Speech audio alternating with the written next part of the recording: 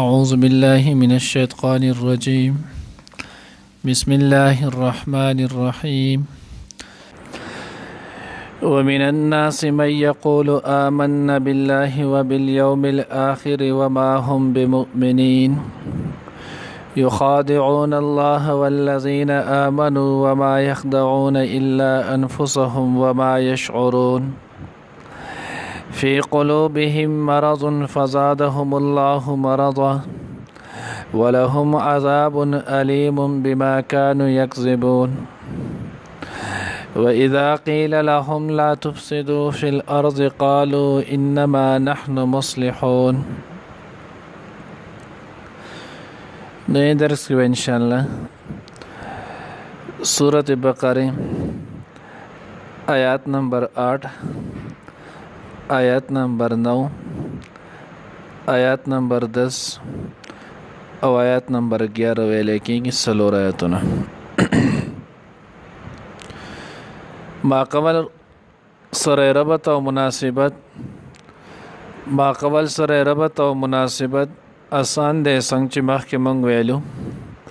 سورۃ فاتحه کې دعا شي و اهدنا الصراط المستقیم اے الله مونږ ته سم لار برابر لار وخی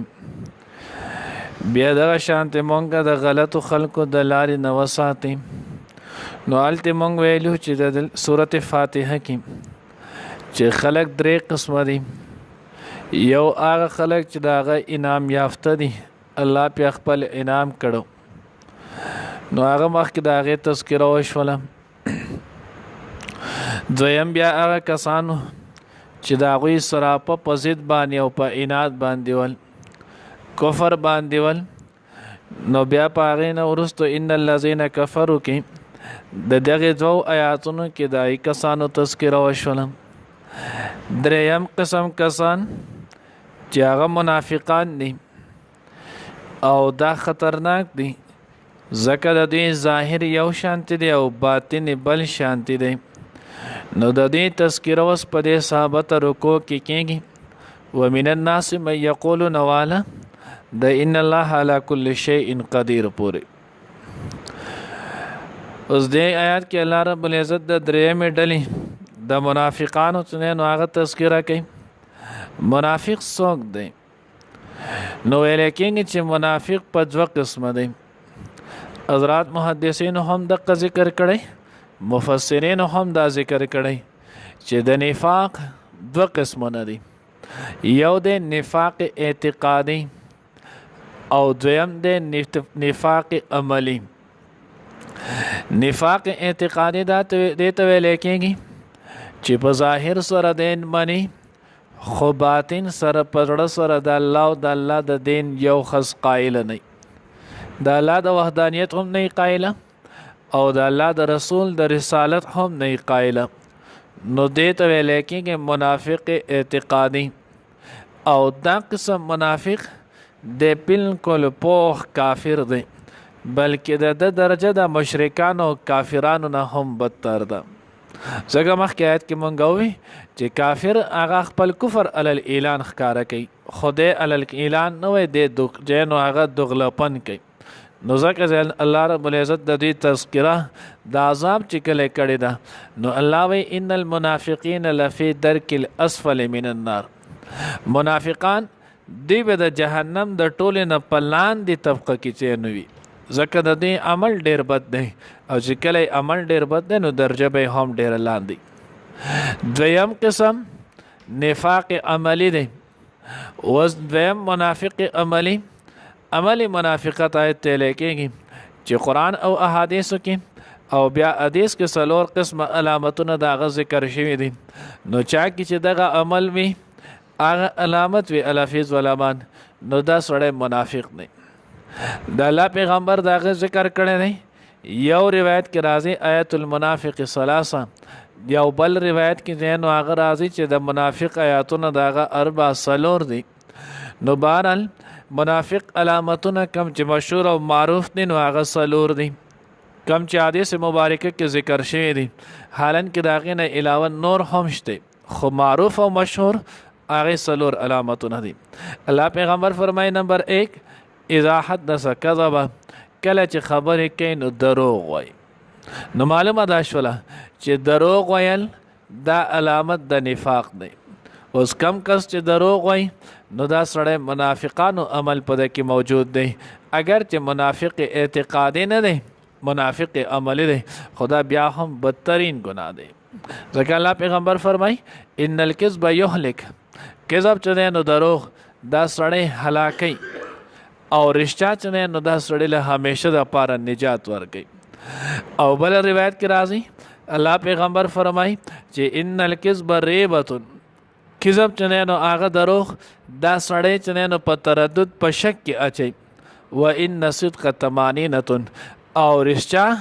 دا چې نو سړی ته اطمینان او سکون ورکوي. دی چې رشتہ ووایي دی به بیا وروسته ټول عمر مطمئن ګرځي. چې دروغ ووایي نو بیا به همیشه د پاره چې په زړه کې به یې څه وي کټکمه موجود وي. نو یو علامت یې دقه شولو. دویم علامت د الله پیغمبر فرمایي اذا وعد اخلفه، کله چې واده وکړي نو واده خلافي کوي. یو روایت کې راځي چې اذا احد غدر، چې کله چا سره عهد وکړي نو دوکه کوي. اوس وعده او غدر دا دواړه چې دی نو یو بل ته نږدې دي، خو مفهوم کې لکوټې شانتي فرق دی. اذا وعده اخلفه،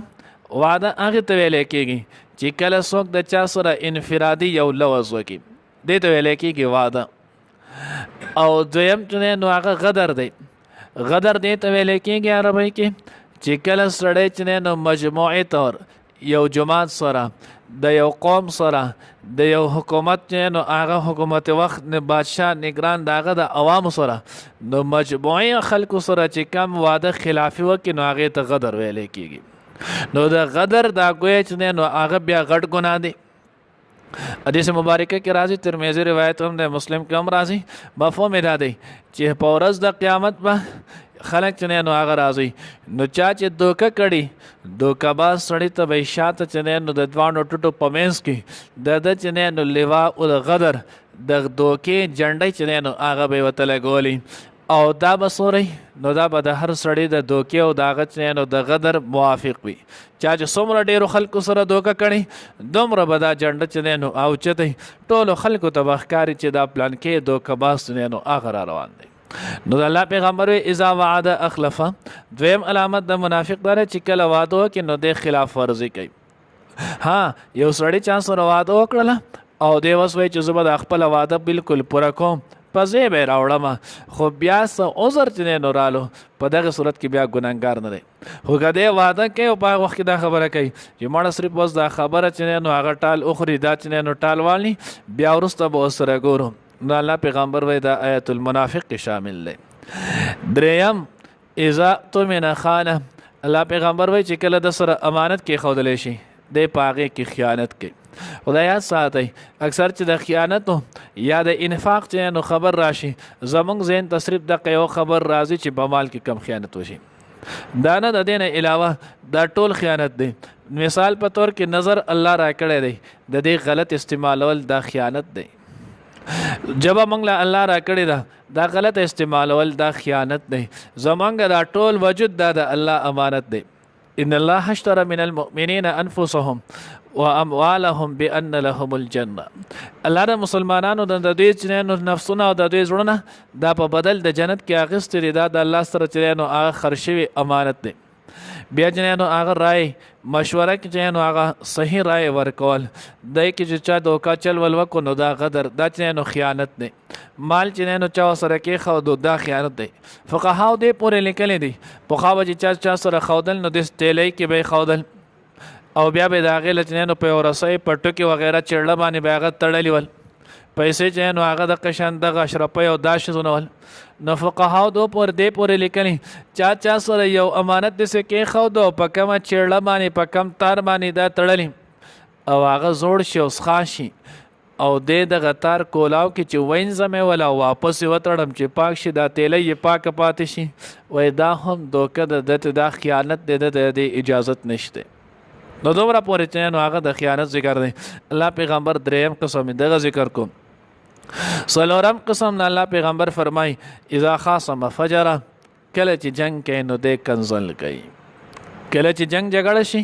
پای کې چې نو هغه بیا د خپل نه پش کې ځای کنزل کوي نو دا هم چې نو سره آیت المنافقه دا د منافق چې نو په علامتونو کې دي نو دې ته لیکيږي منافق عملی اوس کا چا کې د سلور وړ علامتونو والو نو وای کانه مختینو هغه منافقا خالصه دې بیا پوخ چې نو هغه منافق دی الله دې موږ دغه نه وساتي چا کې کم عمل موجود نو پښته باندې توبه وباسي انده د پاره د اعظم کې جذبه دې خبرو نه خپل ځان چې نو ساتم نو الله رب العزت وی ومن الناس من یقول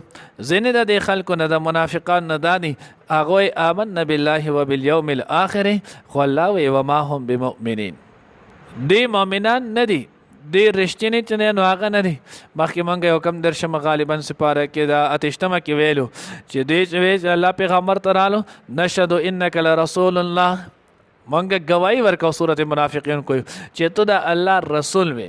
الله خپل پیغمبر ته الله هم گواہی ورکوي چې تو رسول یې خدا منافقان ان المنافقین لکاذبون دی چې نو هغه په خپل خبره کې دروغجن دي دی پتا باندې د ایمان نشته دی اصلي ګیا دي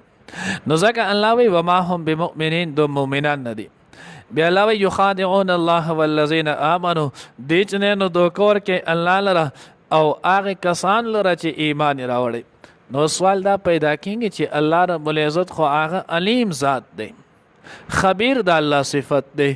بصیر د الله صفت دی او دوکه عمومي تور باندې هغه چاله ورکولې شي چې کم انسان ته پته نه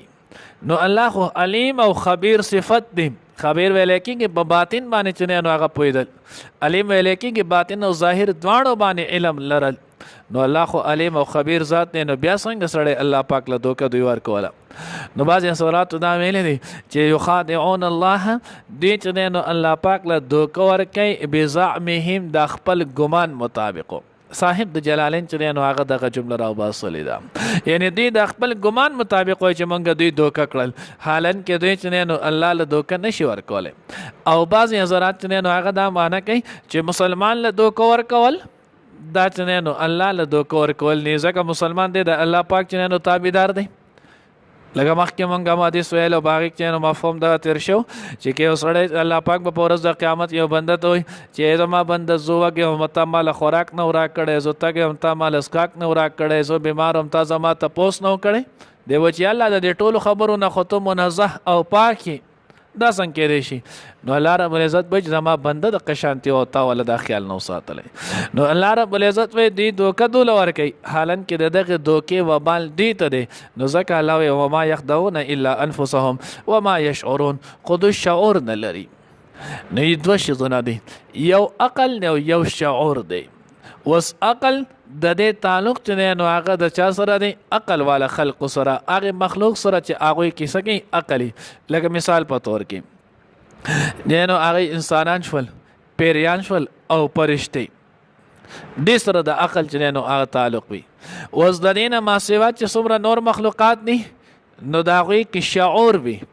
او شعور چې نو هغه ویلې کېږي هغې ته علم هغې پوهې ته چې یو شخص چې نو هغه څه کولی شي احساس او ادراک کولی شي یو شی محسوسولی شي او ادراک کولی شي دې ته شعور ویلی کېږي لکه ځناور تاسو وګورئ دوی هم ګرمي او یخني چې نو هغه محسوسوي دې ته ویلی کېږي شعور خو دوی اوس د ګرمۍ او یخنۍ نه بچ کېدو دپاره کم کم انتظامات کول غواړي د دغې باندې نه پوهېږي عقل چې نو هغه یې نشته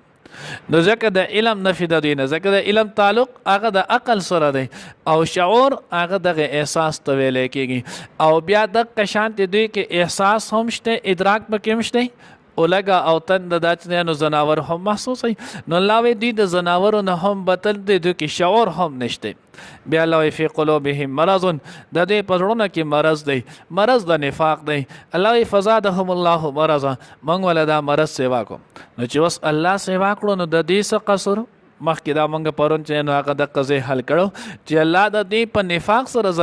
حل کړی دی ځکه سوره به چې د حضور علیه صلات وسلام او د مسلمانانو ترقي کېده دومره به د دې منافقت او حسد چې دی نو هغه به سیوا کېدلو نو ځکه الله وایي د دې دا مرض الله سیوا کو بما کانو یکذبون په سبب د هغې چې دوی به څه کول دروغ به یې ویلو